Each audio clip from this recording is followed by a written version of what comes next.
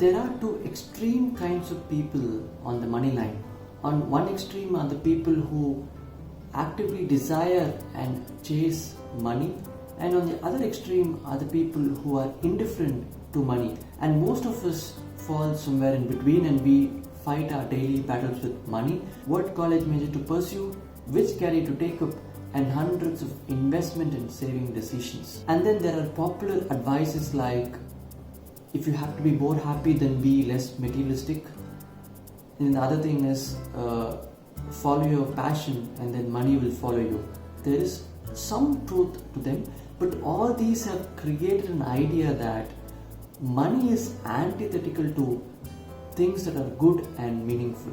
And then we have created a dichotomy between materialism and spiritualism. Money advice generally falls in two major categories. The first category is how do you make more money, and the second category is how to be prudent with your expenses so that you can save more. Again, both these ideas are excellent ideas and they are helpful in their own ways.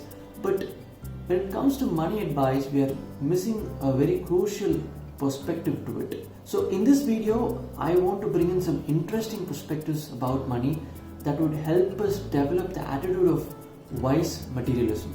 Hey guys, welcome back to my channel. On Being Wise, I discuss transformative ideas gathered from books, the internet, or from anywhere else on this planet. If you have not already subscribed, please do subscribe to my channel. I make weekly videos on personal growth and insights from books and films. So I got thinking about materialism a couple of days back when I was having a conversation with a friend, and she worried that she felt she was just too materialistic. This reminded me of a book that I had read a few years back that brought in interesting perspectives on money and how to fit it into our life. Today's idea are derived from that book. I'm going to tell you what that book is at the end of this video, so keep watching. I'm sure all of us have seen this graph, this money versus happiness.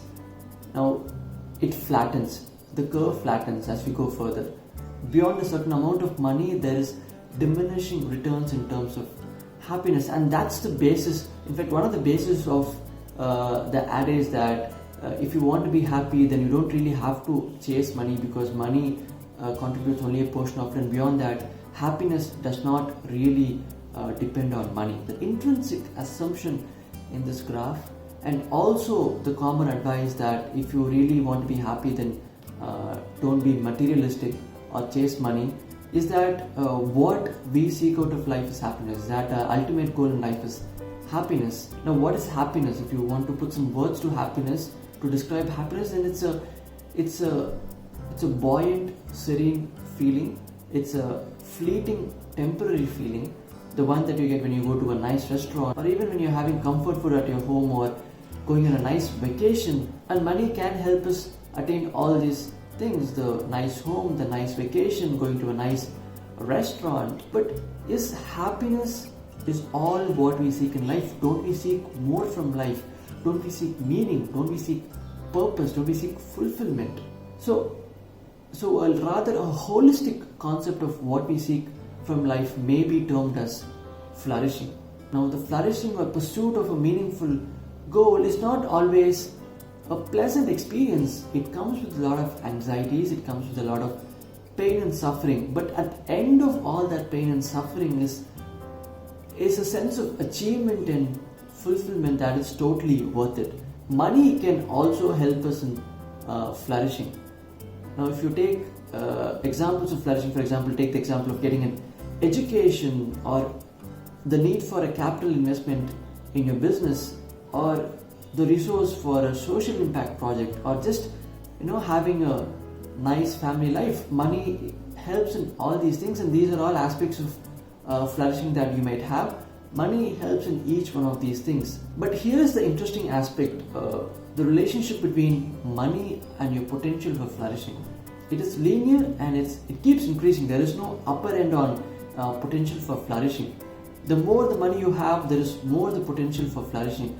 Why? Because there is no upper end for flourishing. Now, if you impact 100 people this year, then next year you can impact 1,000 people, and then the next year you can impact 10,000 people. You can increase your vision, so there is no top end on flourishing. So that is the contrast with money versus happiness and money versus potential for flourishing. Happiness plateaus with money, but flourishing keeps increasing with money. But you should note a point that money is just an ingredient in flourishing. It only gives you the potential to flourishing, but just by possessing money you cannot flourish. Money is just like salt.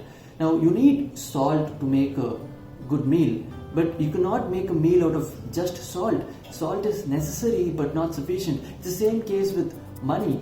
Money is essential for a good life, but by itself it cannot make a good life. You need to go through the suffering, you need to have a large vision, and you need to have meaning and purpose in your life to use money to build a good life. Now if you can accept that flourishing is the true holistic goal of life and it's not really happiness, and we have seen that how money can help us in flourishing, then we can say that money can help us live a purposeful and a meaningful life. And the pursuit of money and deploying it in the path of flourishing is wise materialism. We have created a dichotomy between materialism and spiritualism.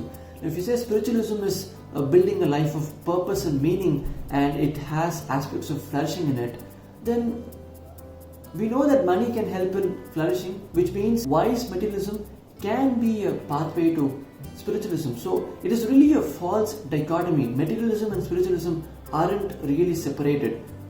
Materialism can be a pathway to spiritualism, but it must be wise materialism. So I'll also give another example to help understand the difference between wise materialism and just normal crass materialism, which is really unhealthy. Now take the example of a marriage. Now if you're marrying a person just for his or her money, then there's just pure greed and crass materialism. It is very unwise and unhealthy.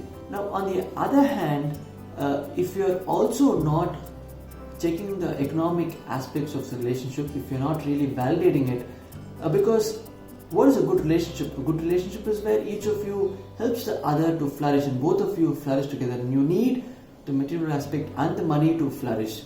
So if a person is not financially prudent and reckless with finance, then overall I think it's going to wreck your relationship because it will not help you flourish.